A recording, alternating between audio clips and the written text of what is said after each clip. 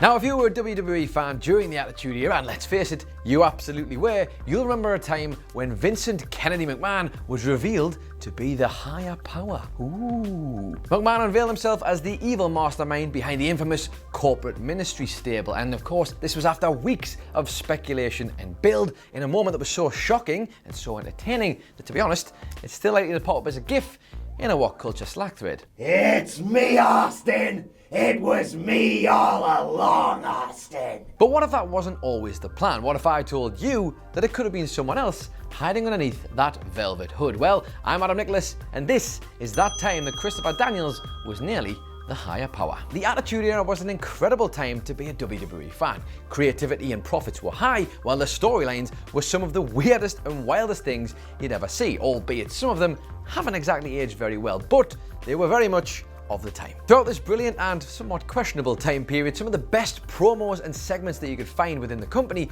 were centered around Vince McMahon and the company's #1 megastar, Stone Cold Steve Austin. It was a combination that just worked, and it didn't matter whether Stone Cold Steve Austin and Vince McMahon had the fans cheering or laughing or booing or wincing. None of that mattered because they always managed to do one very important thing, and that was get the fans to hand over their hard-earned cash regardless, because they just couldn't wait to see what was going to happen on next week's episode. Much like everything, however, the WWE needed to keep reinventing themselves in order to keep the fans engaged, but also keep the angles feeling fresh so the product wasn't getting stale. And by the time 1999 came around, they needed something that was going to be radical, something that would up the ante so much that fans simply could not tune out, and it would keep them interested in the product. So naturally, as you do, Vince McMahon booked himself to win the Royal Rumble, screw over Stone Cold Steve Austin in the process, but that did eventually set up the clash between the two in February for the St. Valentine's Day Massacre pay-per-view. Incredibly, despite everything we'd seen so far, this would prove to be only the tip of the proverbial iceberg when it came to 1999 storytelling.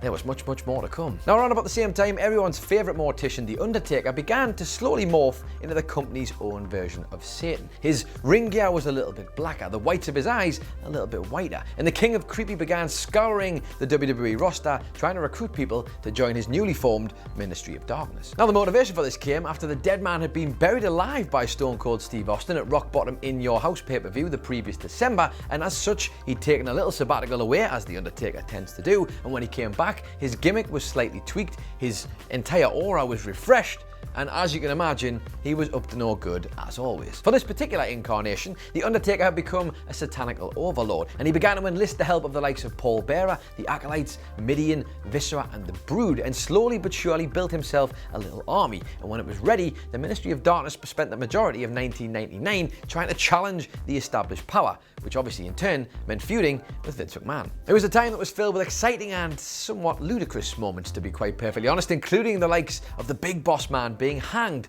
on TV. You had Paul White, aka The Big Show, debuting. You had the very, very public floggings of the dead man's minions, who just so happened to fail their Dark Overlord. And on top of that, you just had, well, you had the kind of a crucifixion here and there, the odd embalming, you know how it goes, the usual satanical overlord kind of stuff. Now at this point, the company was Scrooge McDuckin from all the very lucrative rewards of the Attitude Era. They were crushing WCW in the ratings war, and the future for the company was one that looked very bright indeed, with the likes of Stone Cold Steve Austin, Triple H, The Undertaker, The Rock, and Mankind, to name a few on a very long and very talented list, all set to lead the company into the future without any fear of failure. The WWE was going from strength to strength and was aided by the creativity of then head writer Vince Russo. Listen, no matter what anybody wants to say about the man in this day and age, back then, in those Attitude Era days, he was on fire. Russo's brand of car crash storytelling, week-to-week cliffhangers, and completely over-the-top characters had helped turn WWE into a hot ticket once again.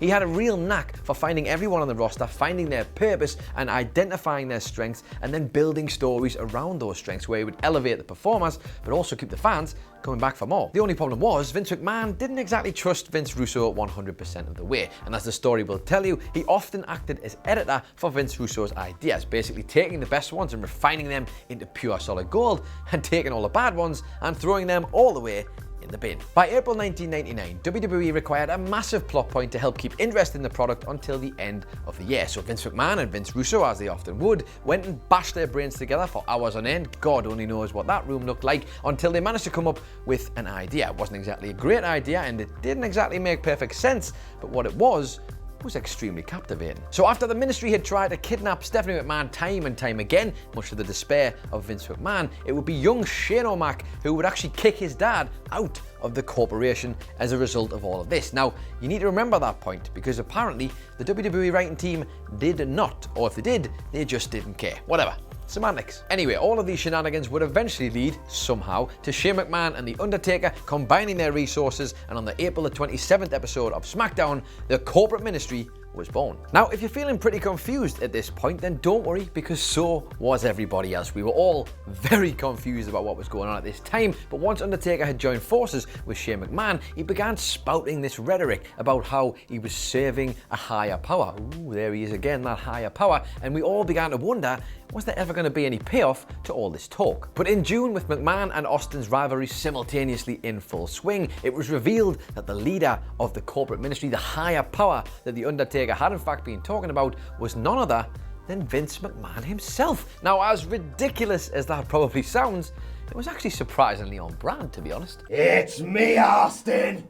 It was me all along, Austin. Now, Vince uttering those words after the big unveiling of the higher power may have kept the ball rolling for a few more weeks, but you couldn't help but get the feeling that maybe WWE had missed the boat slightly with this one. Perhaps they'd undersold a moment that had some real potential. I mean, just think about it for a second. What if, for example, the higher power had been a brand new character who'd been introduced to the WWE Universe at that exact time, a debut for somebody brand new who we hadn't already seen? Well, they almost did, and if it had been up to Vince Russo, it certainly wouldn't have been Vince McMahon who'd been unveiled underneath that big hood as the mysterious higher power, because Vince Russo had plans of his own. According to Bruce Pritchard on his Something to Wrestle With podcast, Vince Russo had been eyeing up Christopher Daniels for the role of the higher power way back when, and he'd been very impressed with Daniels' Fallen Angel gimmick and thought he'd be a perfect addition for the company. But of course, as you can imagine, in the eyes of Vince McMahon, the physically smaller Daniels lacked the real kind of presence that he was looking from a commanding role that this was going to be required. This was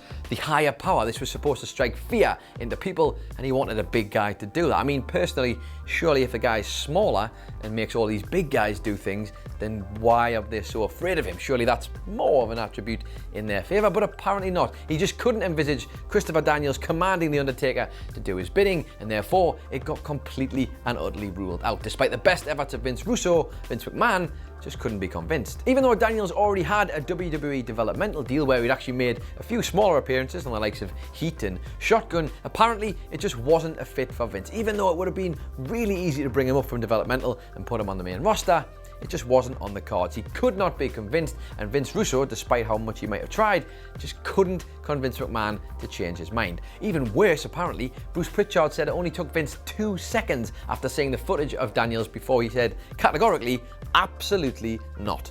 In terms of abandoned story ideas, it's hard not to think what might have actually happened and how different things might have been if Daniels had indeed been chosen to be the higher power. Not only would it not have been Vince McMahon, which would have probably spared a few people a lot of heartache and confusion, but more importantly, it would have perhaps seen a completely different career trajectory for Christopher Daniels. I mean, think about it. Within the next 3 years, Christopher Daniels would find himself debuting for the new promotion Ring of Honor. He'd find himself becoming one of the best pro wrestlers in the world at that time, before going to Mexico and Europe to do wrestling over there as well, and then finally landing in TNA and becoming a key member of the X Division. Daniels was putting on incredible matches with the likes of AJ Styles, Samoa Joe, Sting, and Low Ki, and every night he was tearing the house down as he slowly but surely proved himself to be one of the best wrestlers in the world at that time. With a guy who's that capable, who was actually already signed to a WWE deal, it's really hard to understand why Vince wouldn't have just wanted to keep him, because think about all of the quality matches he could have had in WWE with some of their top stars. A proper stint with WWE would just never materialize for Christopher Daniels, and as intriguing as that might be, it just never quite came to fruition. But I have to say, despite all of that, it's not exactly like the man's done too badly for himself. Winning the Ring of Honor Championship just 2 weeks before his 46th birthday, Christopher Daniels, it's fair to say, has managed to create a long and successful career for himself, and even at the tender age of 48, he and his SoCal and Censored stablemates have become one of many people who have just signed with the new promotion, All Elite Wrestling. But who knows, maybe if he had been chosen to be the higher power back in 1999, Daniels wouldn't be where he is right now. I mean, maybe his path would have been completely different. Maybe he never would have wrestled in Ring of Honor. Maybe he never would have helped put TNA on the map. And maybe he wouldn't have ended up on the books of AEW. Maybe in some alternate reality, Christopher Daniels is actually a WWE stalwart. Maybe the higher power was a fantastic, raging success, and he used the notoriety from his corporate ministry days to push himself all the way to the top of the company and become one of the biggest names in WWE history. Maybe, just maybe. But then again, I guess we'll never know. That's it. That's our video on Christopher Daniels and how he almost became the higher power in WWE. Let us know your thoughts in the comments down below. Don't forget to like and share. Hit the old subscribe button if you haven't already. You can also find the original article for this at WhatCulture.com. That's by Jamie Kennedy. Be sure to go and give that a read. It's a bloody good one. Also, you can follow WhatCulture on Twitter at WhatCultureWWE. You can follow me on Twitter at It's Adam Nicholas. Or if you just want some more videos, there should be some over there somewhere. I'm Adam Nicholas, and I'll see you next time.